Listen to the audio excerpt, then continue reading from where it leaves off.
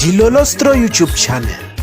laha hi le xigodini tshikelela kunupu leyi nga tsariwa leswaku subscribe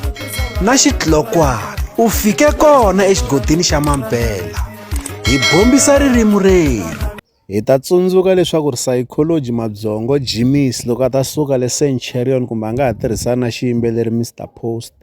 u vule leswaku u lava ku tiyimela hi yexe kambe loko karhi hi landzelerisa hi kuma leswaku Sayicology u lava ku cinca matirhelo kambe wa hala ku tirhisana na swin'wana swiyimbeleri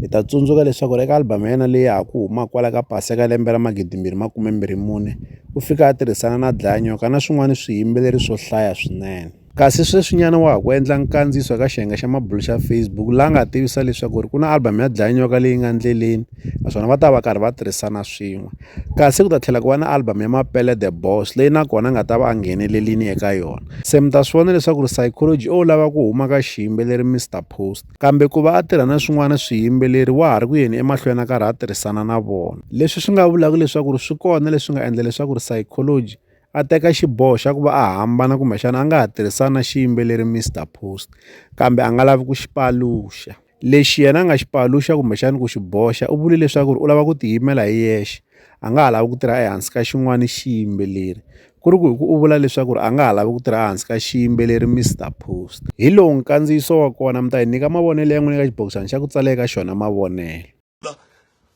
Mapele Bramina ni na wena Bramina pele chuti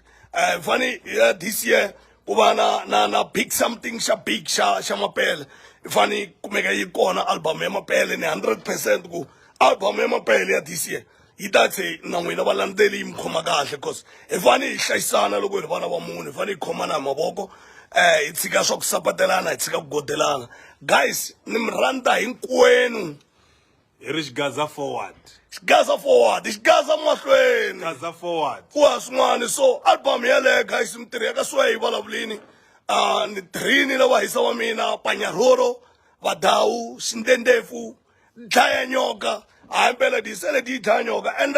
mi va aware cause September ku ta ku ri na album yikulukumba ngopfu ya Dlayanyoka hi September ku ta ku ri na the biggest album leyi nga ta tlhe mi endla ku mi va surprise loko ha mi byela mi ta swi hlaya mi nga swi hlayi ngopfu kambe loko ya sungula ku tirha hina vafana va moya that album ya Dlayanyoka ya va wow in then na hi December a ku yimi nchumu hi December ku na album ya December leyi nga ta kumeka yi kha yi ya cacana na tona ti-album letin'wana leti na to ta kumeka ti ri kona nkarhi wo yin'we sweswi guys ku nga ri hava a ku humesiwa album yin'we lembeni hi fane hi kumeka hi kha hi tirha September wa enhla Dlayanyoka mi ta swi rida mi swi ridela kwale ku fanisana na swear cause ripfumelo ra n'wina vanhu vo tala a mi nga pfumelanga ka mina kambe mina na swi tiva ku hosi yi na mina na mikwembu ya mina yi tshama yi ri na mina